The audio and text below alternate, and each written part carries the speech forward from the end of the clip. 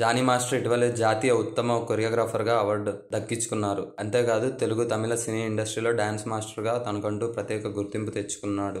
అలాంటి వ్యక్తిపై తాజాగా లైంగిక వేధింపుల ఆరోపణలపై రాయదుర్గం పోలీస్ స్టేషన్లో కేసు నమోదైంది. కొరియోగ్రాఫర్ జానీ మాస్టర్ గత కొంతకాలంగా తన మీద లైంగిక వేధింపులకు పాల్పడుతున్నట్లు మరో మహిళా కొరియోగ్రాఫర్ పోలీసులకు కంప్లైంట్ చేసింది. చెన్నై, ముంబై, హైదరాబాద్తో సహా వివిధ నగరాల్లో అవుట్డోర్ షూటింగ్లకు వెళ్ళినప్పుడల్లా, ఆ తర్వాత నార్సింగిలోని తన నివాసంలో కూడా జానీ లైంగిక వేధింపులకు పాల్పడ్డాడని మహిళా కొరియోగ్రాఫర్ తన ఫిర్యాదులో పేర్కొంది.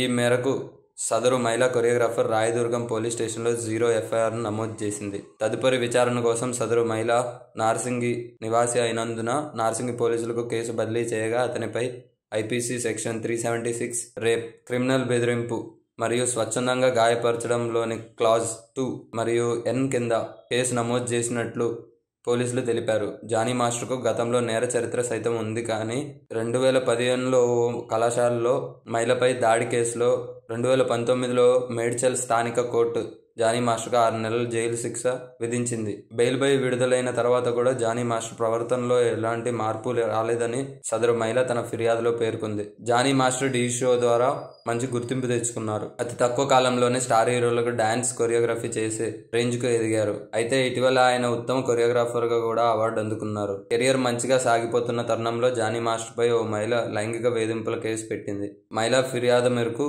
రాయదుర్గం పోలీసులు జానీ మాస్టర్పై కేసు నమోదు చేశారు. ఇదిలా ఉండగా జానీ మాస్టర్ హీరోగా రన్నర్ అనే సినిమా చేస్తున్నారు. సబ్స్క్రైబ్ చేయండి. Please do subscribe to. Please like, share and subscribe to top Telugu TV. Top Telugu TV. Top Telugu TV.